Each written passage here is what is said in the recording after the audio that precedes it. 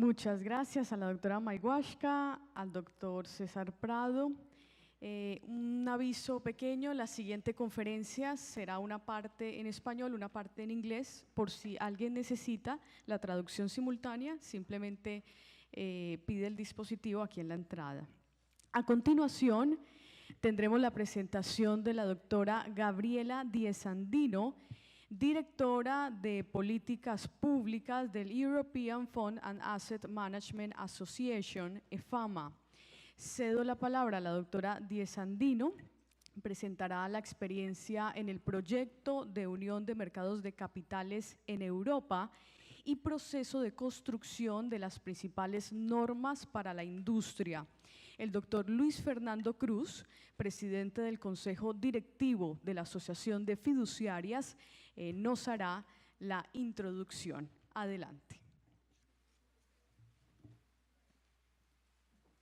Buenas tardes a todos nuevamente. Quiero aprovechar para saludar, dar la bienvenida al señor viceministro, doctor Andrés Escobar, al doctor Jorge Castaño, director de Fogafín, bienvenidos. Y quiero sencillamente introducir a la doctora Gabriela Diezandino, que es la primera vez que viene no solamente a Colombia, sino a Latinoamérica. Bienvenida, Gabriela. Es la directora de Política Pública de EFAMA, que es la Asociación Europea de Fondos y de Asset Managers. Nos va a compartir sus reflexiones alrededor de lo que significa esta industria y cómo podemos derivar de sus comentarios aprendizajes para el fortalecimiento de la industria local y hacer de la nuestra una industria de fondos más internacional. Gabriela, bienvenida, muchas gracias.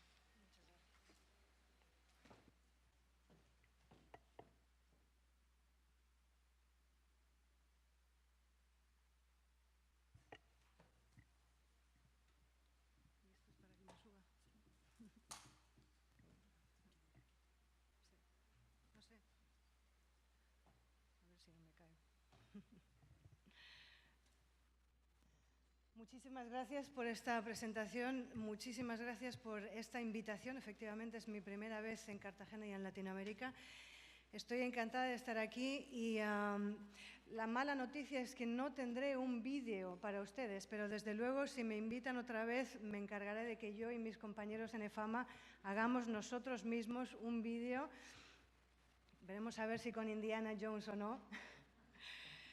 En cambio, estoy encantada de poder contarles un poco lo que es EFAMA, lo que hacemos y lo que nos importa en Europa y concretamente en la Unión Europea. Entiendo que tengo media hora y que en algún sitio por aquí estarán indicando el paso de ese tiempo. Espero que alguien, si no, me diga cuándo termina. Efectivamente. Intentaré ser breve en la primera parte de mi presentación, en cambio la segunda tendrá que ser en inglés. Pido disculpas por mi acento, tanto en español y en inglés. Pero lo primero de todo quería explicar en 2 minutos qué es EFAMA. Efectivamente, ya lo ha dicho, es la Asociación Europea de Gestores de Activos. Nosotros representamos a la industria europea de Asset Managers. Esta diapositiva muestra un poco pues, a quienes representamos. Esto creo que lo tendrán ustedes, pero la idea es que representamos a la industria europea. Somos la única asociación europea, tenemos como miembros las asociaciones nacionales en todos los Estados miembros de la Unión Europea, más 4 países que no son parte de la Unión Europea, pero sí son parte de Europa. Parte de nuestros miembros son corporaciones, muchas de las cuales las veo aquí, como por supuesto BlackRock, Allianz y otros. Y tenemos también como parte de nuestros miembros lo que llamamos miembros asociados, Deloitte, KPMG, etcétera. Aquí quería mostrar un poco quiénes son los interlocutores principales para una asociación como la nuestra.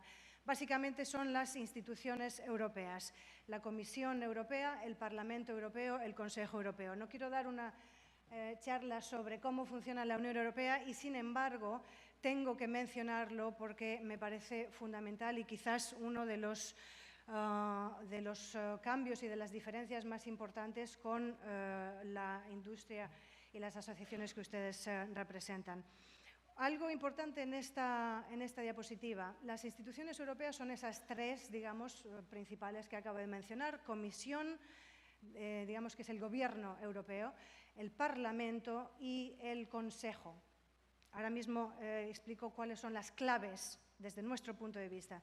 Pero nosotros tenemos también autoridades europeas de supervisión. Tenemos, de hecho, desde el 2011, 3 autoridades europeas de supervisión que representan a los 3 sectores, securities, bancos y seguros y pensiones. Este cambio ha sido fundamental en la Unión Europea. Lo único que quiero decir sobre estas autoridades de supervisión es que tienen poderes cuasi legislativos, poderes muy importantes que han cambiado y mucho nuestra vida en la Unión Europea. Quizás pueda explicar, si tengo tiempo, en qué sentido en el caso de MiFID. Quisiera decir también que FAMA mantiene también un diálogo a nivel internacional. Esto muestra un poco pues, las organizaciones internacionales, digamos, más cercanas y más directas con las que mantenemos este diálogo, porque, por supuesto, todos estos diálogos, discusiones, consultas a nivel global nos afectan y mucho en Europa y en la Unión Europea. Menciono a IOSCO, FSB, IMF, pero también somos parte de asociaciones internacionales como el Foro Internacional de Educación Financiera. Lo he escuchado varias veces. Efectivamente, la educación financiera es un tema y una preocupación importante también en Bruselas.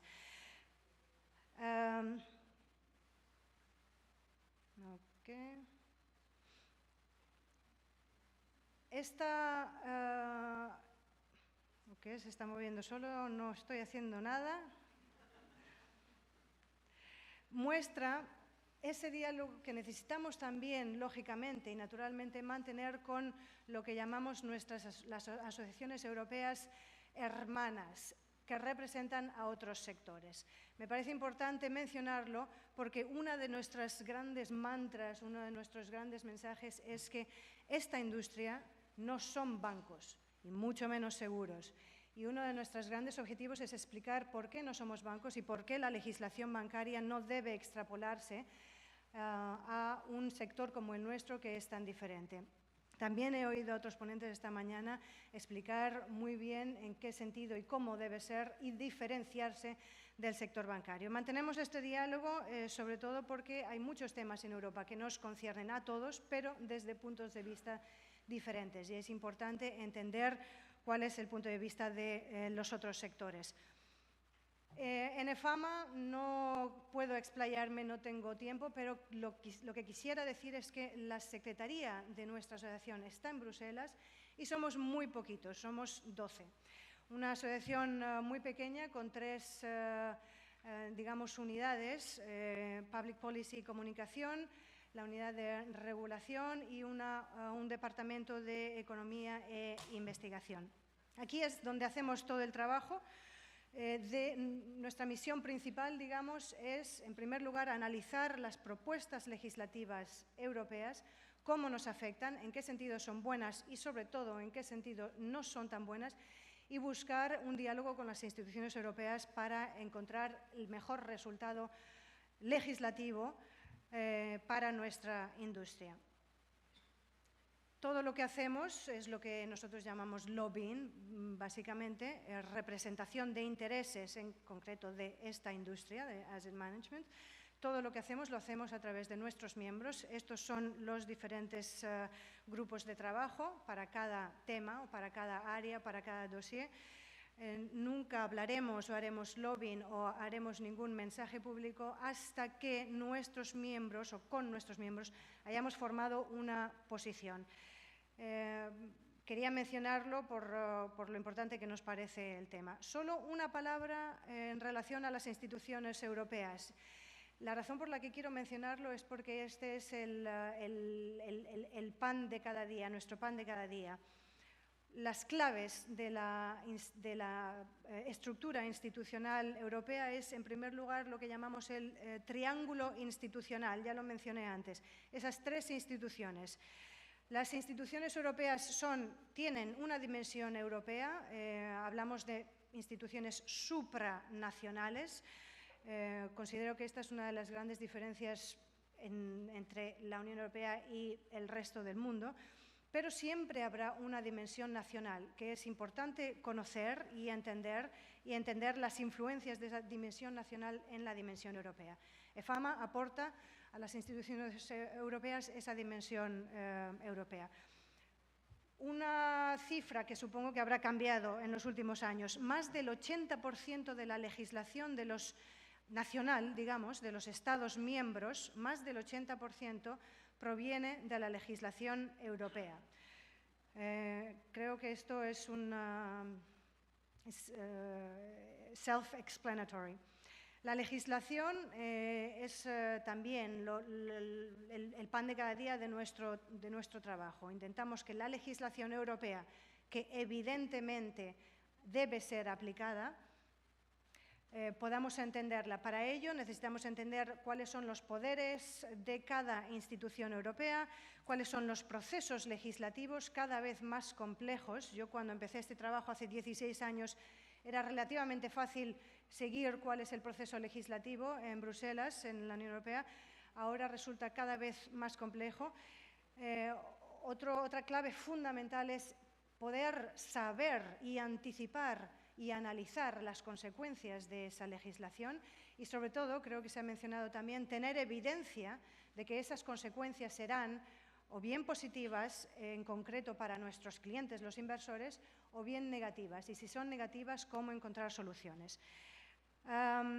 Como instrumentos en la Unión Europea, quisiera mencionar también, quizás lo obvio, que hay instrumentos legislativos, pero también hay instrumentos no legislativos. En un segundo quizás mencione un par de ellos, que son igual de importantes, porque un instrumento que llamamos no legislativo es el comienzo de un debate que terminará siendo legislativo. La parte de información simplemente la quisiera mencionar porque sin información nuestro trabajo sería imposible. Información sobre todo lo que he mencionado arriba: quién hace qué, quién tiene el poder de hacer qué, quién negocia y cómo y por qué razones y con qué bagaje. Y sobre esa base nosotros haremos nuestro trabajo de, primero, crear nuestra posición y nuestros mensajes de lobbying y, segundo, hacer nuestra función de representar intereses, es decir, nuestra función de lobbying.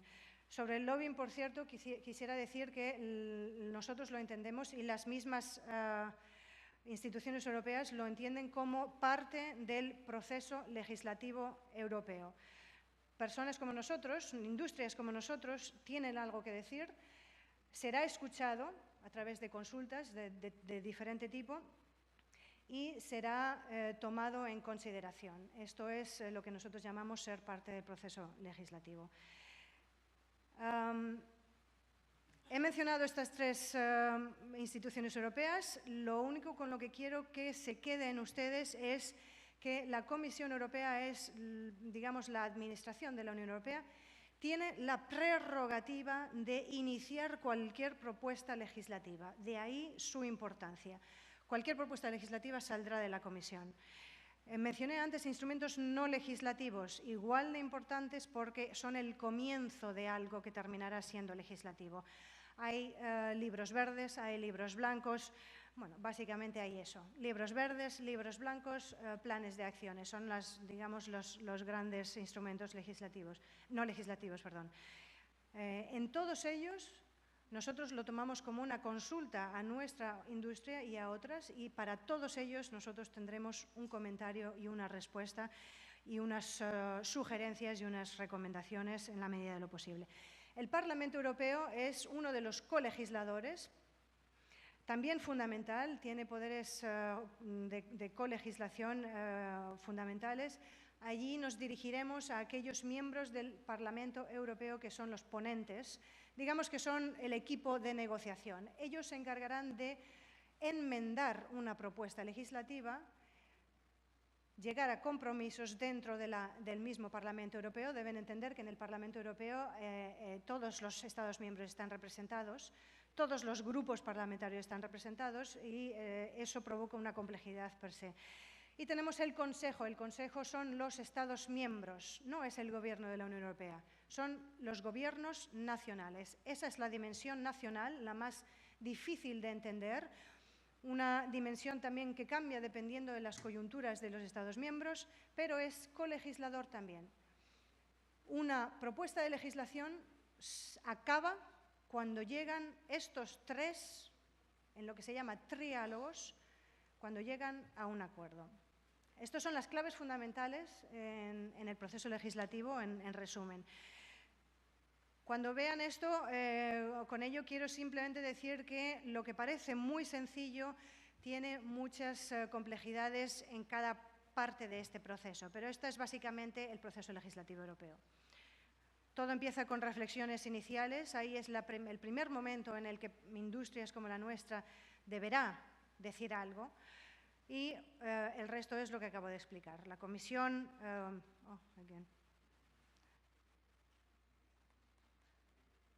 Yo avisé de que, aunque somos innovadores en Europa, siempre hay problemas con la tecnología. Quisiera mencionar un... Sí. ¿Oh? ¿Aquí estoy bien?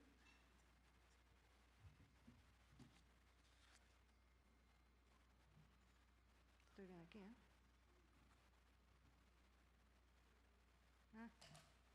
Genial.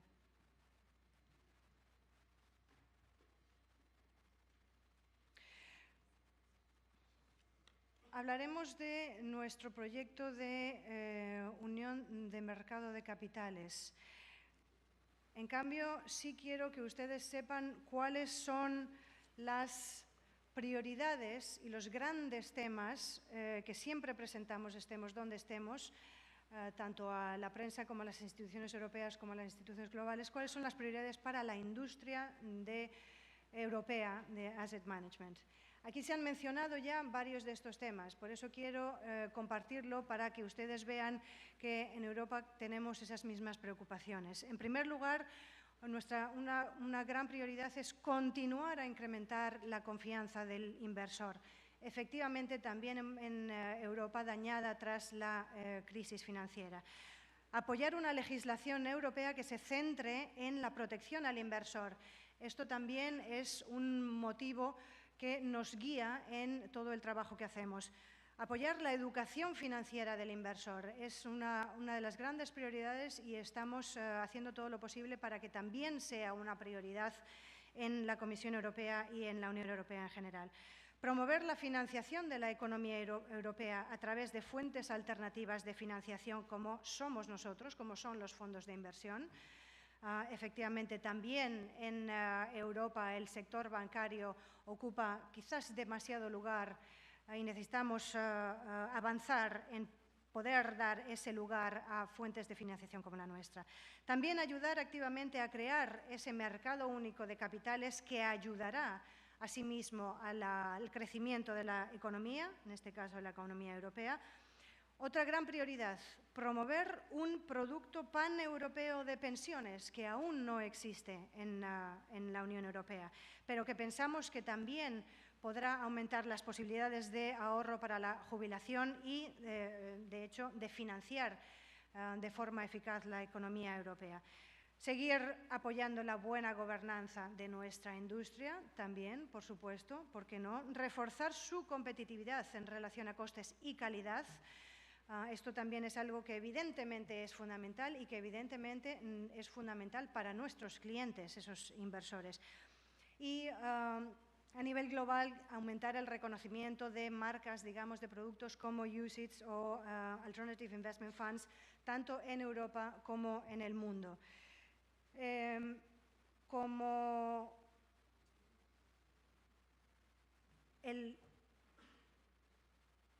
paisaje regulatorio europeo, esto simplemente es una indicación, digamos, no es una lista exhaustiva, pero es una indicación de la regulación que en este momento se está discutiendo o que se ha adoptado recientemente. Quizás no parezca mucho o tanto, pero lo que quiero mostrar aquí es que mucho ha ocurrido en los años pasados y mucho aún se está haciendo en la Unión Europea. Muchos de estos temas están dentro del contexto del proyecto de mercado único de capitales. Y ahí es donde vamos entonces a ver un poco cómo lo entendemos. Este es el inicio de este proyecto para nosotros, pero quisiera explicar un poco cómo lo entendemos, y aquí es donde me gustaría cambiar al inglés, porque es el idioma en el que trabajamos y quizás sea más sencillo. ¿Cuál es el contexto de esta idea y de este proyecto del Capital Markets Union? No sé si alguien necesitaba traducción. It all started in 2014. That was the first time that we heard the word, the key word, Capital Markets Union, and none of us knew what it was about. It was very unclear, but little by little we knew what it was, and we knew that it was a good thing, and that it was certainly a good thing for this industry to prove and to provide that role that it was missing and that it's still missing in the economy of the European Union. For the moment, this CMU, Capital Markets Union momentum, has materialized so far in about 33 initiatives, a number of which are legislative initiatives. That's a big number, given that it all started so recently. So this is about initiatives, legislative or not, but important initiatives, basically to open up a wider range of funding sources, to encourage savings, to attract more investment into the EU. It all sounds like good news. The goal of the Capital Markets Union is basically, we finally got to understand what it was about. It's finally to connect savings more effectively to growth, to channel investments to projects in need of financing, and there are many of these in the European Union, to give companies more of a choice, a bigger choice, a greater choice of funding. It's not all about the banks. There's other industries like ours that can actually provide that funding to long-term investments and to long-term infrastructure projects, and to increase the options for people saving for the long term. All of this is what we provide, and so for this reason, this industry is a very big supporter of the project. Basically, what we believe is that it will help money flow throughout the European Union. And so the way we translate this Capital Markets Union idea is basically creating a single market for capital. The reason why I say this is because single market is the #1 keyword for us. We are supportive of that single market within the European Union in many different ways, also in this way, in this very much needed way of building a Capital Markets Union, a single market for capital. Why do we need to do it? The reason is very simple. The European Union economy is about the same size as America's, but our capital markets are about half their size. So what we think, if we could grow our equity markets across the European Union to bring the smaller markets up to the European average, about 25 billion euros of additional capital would be raised each year. That's a lot of money that is still missing to finance the European economy, but that can be done. And that, again, is why we are so supportive of this project and of the Capital Markets Union. This Capital Markets Union idea project was very cleverly packaged into an action plan by the European Commission that was issued in September 2015. So it gives you an idea of how recent really this project is. Why do we support it? First, it is very ambitious, something that we very much needed in the European Union, and it is a very sensible plan that outlines how to realize, how to implement a much deeper and a much more effective single market with no unnecessary cross-border barriers. And there are still such cross-border across member states in the European Union, barriers that we simply don't need. So that needs to be tackled, and that's exactly the number one idea of the Capital Markets Union. First of all, when looking at the opportunities that a Capital Markets Union brings to the European asset management industry, a very first thing to note, very first thing that we have said, is that the European Union institutions have recognized that there's something called asset management that is out there, that actually has something useful to do, and that actually has a very fundamental role to make sure that this project of building a Capital Markets Union does happen. Basically, they've understood that investment funds are playing a role in channeling investors' money into the economy. I can tell you it's extremely difficult to make anybody, surely the European Union institutions, understand what this business model is about, what this business really is about. Everybody might understand what a bank does. More or less, people might understand what an insurance is about, but it's practically impossible to find somebody that can understand what this industry is about. So that's the bigger achievement so far, that they've understood we have a role to play, and they're looking at us to help them implement this project. So what's the opportunity number one for asset managers in this CMU project? Opportunity number one is what I just mentioned, removing unnecessary obstacles to the cross-border fund distribution. So bringing down remaining barriers, and there are still. I'll mention just a couple of what those main barriers are. But those barriers, after so many years of the European Union, should no longer exist. Those barriers to a unified European Union market for investment products should no longer exist. So that's the opportunity number one of the wonderful CMU project for us. The European Union wants to work with us, and that's another important achievement. Work with our industry to fill the financing and savings gaps that exist in the European Union, to fix regulatory hurdles that I'll mention in a minute. Yes, there has been regulatory hurdles in the European Union, to make the funds passport more effective than it is so far, and surely this is good news, and surely we'll do everything for this to happen. So more Capital Markets Union basically means less barriers, less market fragmentation. When I say market fragmentation, I mean a fragmented national market. We are the European Union. There should no longer be fragmentation because of that national dimension.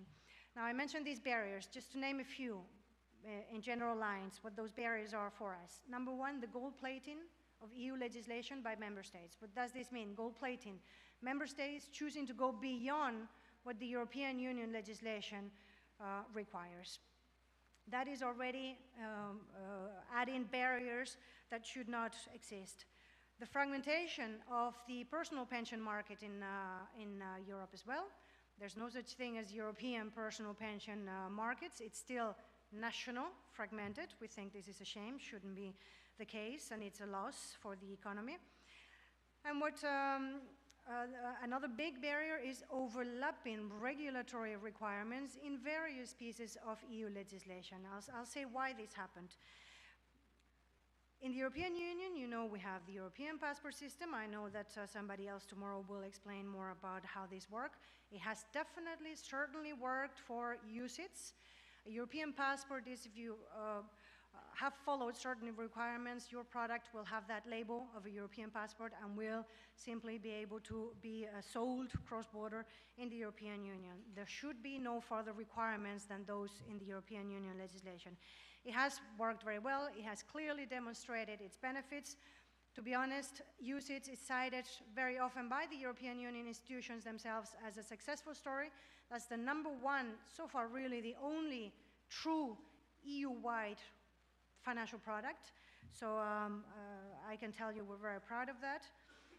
And we want to follow on that good basis of the UCITS, to follow on the good elements, successful elements of UCITS, and extrapolate and implement in maybe other EU-wide products.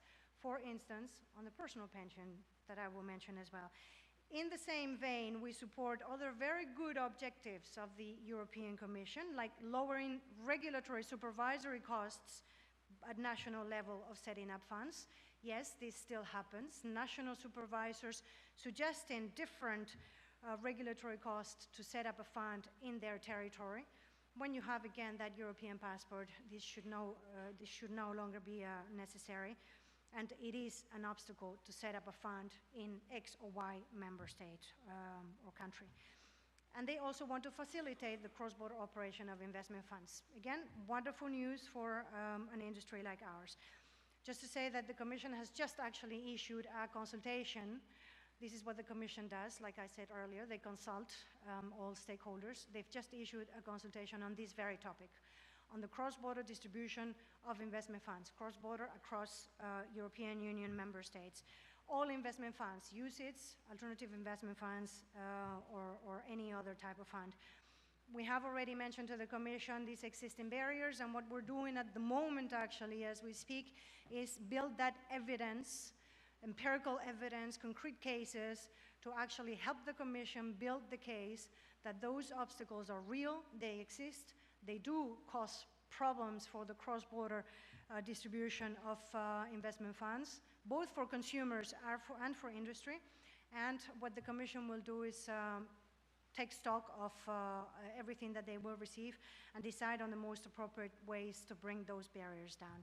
And this will happen very soon. So I'm talking along this year, we will already be seeing results.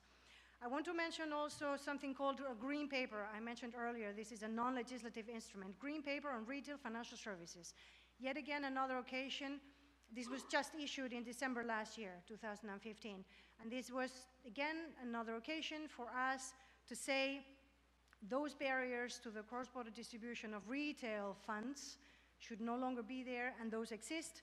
Mainly that we do not have an EU harmonized legislation for the marketing of funds, for example. And so again, this is fragmented. There's 29 different national marketing rules, and it's just hell to know how even to follow those rules if you want to sell your products across borders in other member states. So, it was an occasion as well to say that thankfully the UCITS cross-border distribution is working well, and more can be done, though. There's always room for improvement, and so we will be providing a response about how to improve it. Number one, there should be an EU harmonized marketing rule for UCITS and for funds, for investment funds, like I said. Number two, taxes, always an issue. There's discriminatory withholding taxes. By the way, the Commission, the European Commission, does not have competences, European competences on taxation. Taxation is still the competence of the national governments, and you can imagine how much trouble that gives and what an obvious obstacle is. Good news here, the European Commission is discussing for quite some months now with those governments, the national governments, about how to tackle this tax obstacle. And so hopefully something good happens out of that. Something else I want to mention that happens in the European Union, I'm talking about regulatory obstacles, right? These are somehow obstacles that the European Commission can deal with because they can be into this regulatory context. There are other obstacles like different languages. We have 24 different languages in the European Union, and certainly national cultural preferences. I might always want to go to my national provider. I might want to just buy a national Spanish product because I might not trust a German product. Unfortunately, this is still a barrier, but obviously, and needless to say, there's little you can do about that. But we know that this is indeed, will probably continue to be one of those barriers very difficult to tackle also for us in the European Union. Gabriela. There was something called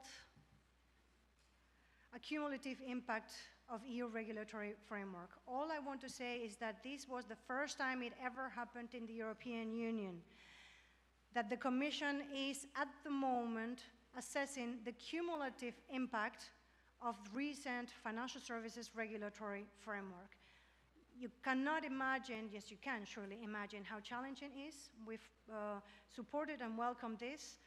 What the Commission is looking at is, again, empirical evidence of how all those recent regulatory reforms might have had unintended consequences on everybody, the various sectors, various consumers, and certainly an industry like ours. Just to tell you where the context comes from, after the crisis, in the European Union came years of intense regulatory reform. I'm sure you know it, but it was particularly intense. What did this mean?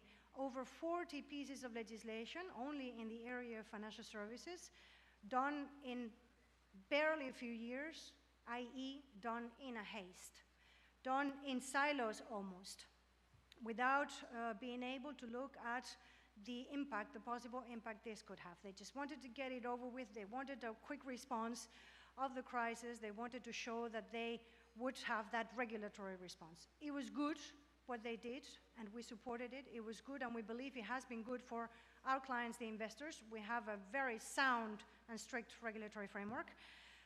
But now it's the time to assess where it didn't work and how to fix it. And so this is where we are. And again, it's the first of its kind at EU level, so kind of like breaking news when we heard it. This exercise started in September last year. We provided over 40 examples of those unintended consequences and how this has impacted negatively our industry. And so the Commission now is assessing the million of responses they received and will be suggesting what to do about that. I know I'm running out of time. I'm sorry about that. But I did mention the pan-European personal pension product, and I want to make another mention of this. The problem is that fragmentation, so I don't have to repeat it, I just mentioned it. And the problem is that we're missing an opportunity. We're missing an opportunity to actually provide long-term funding to the economy, to provide flows of savings into the capital markets. In a nutshell, isn't that what the capital markets project is about? So we are putting this idea of a single market of personal pensions and of developing an EU-wide personal pension product, like UCITS is, a truly EU-wide product. We are encouraging this in the context of the CMU, and we truly believe that it would actually be able to achieve that objective, that main objective of the Capital Markets Union. Now, just one figure I have for you. Still, the large amount of households' financial wealth in the European Union is held in bank deposits. What are the odds? About 40% actually. This is just not optimal. And so what we think is that we need to achieve a more diversified allocation of sources. I go back to what I was saying earlier. Here we are, and we can help to diversify the funding sources. And by the way, in Europe, another thing we keep saying, unfortunately, we need to say people need to start saving earlier. People need to start saving more. People need to start saving for longer. And we're just not doing that. So this is one of our biggest campaigns. I also wanted to mention this thing about LTIFs as another big priority, because it is, after UCITS, a second EU-wide product. LTIFs stand for European Long-Term Investment Funds. So a new product that just has been regulated at EU level. It's just been adopted a couple of months ago. And we see it as a key vehicle to support long-term infrastructure investments. I just wanted to mention it. I'm sure you might have read about it, but it is the novelty in Europe. A new product, too soon to know whether it will have a market success, too soon to know what the take-up of these LTIFs will be. But clearly an important factor, and again, this is something we keep saying everywhere, an important factor for the market success of these LTIFs, an idea, by the way, that we have supported from the beginning as an EU-wide product. The key will be fiscal incentives by member states. So we go back to the same taxation hurdles and taxation issues. So all in all, you see us as the European financial services industry still in the middle of quite a lot to do still in the Capital Markets Union project. The deadline given by the Commission to finish this project is 2019, so let's see what happens then. I know I have run out of time, so I'm sorry about that. I wanted to say a couple of words about MiFID II, so I will only say that what you probably know already, but it's important to say it is the most heavyweight piece of legislation and certainly the cornerstone of the regulation of capital markets in European Union. It's still in the making. It's still in the making. It's actually a good example of how terribly complex the legislative process is. But one thing I also wanted to mention, and I will finish with this, is that it is so big. It is so complex technically. And it is thousands and thousands of pages of regulation that finally, after us and others banging on the European institutions to tell them this is just too much for the industry to implement in very short deadlines that they had initially, they finally understood that for industry to appropriately implement it, we will need a delay. And so they've granted a delay of a year. And so you will see MiFID live finally in 2018. So this is why what I'm saying that it is still in the making, but it is certainly the #1 priority and has been in terms of building that strict regulatory framework for capital markets that we hope others can find inspiration from. I thank you for your attention. I have been seeing for minutes now that thing in red. Again, I'm very sorry, but it's my first time in Latin America, so that's why I extended my time. But thank you again for your attention and for letting me be here.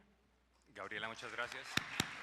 Es sin duda, creo que muy relevantes los comentarios que haces y creo que la experiencia que nos compartes hoy sin duda va a propender porque hagamos de la industria de fondos una oportunidad enorme en términos de regionalización, con la paradoja de que seguramente abriéndonos a la competencia internacional, el mercado local se dinamice. Le damos la bienvenida al señor ministro Mauricio Cárdenas.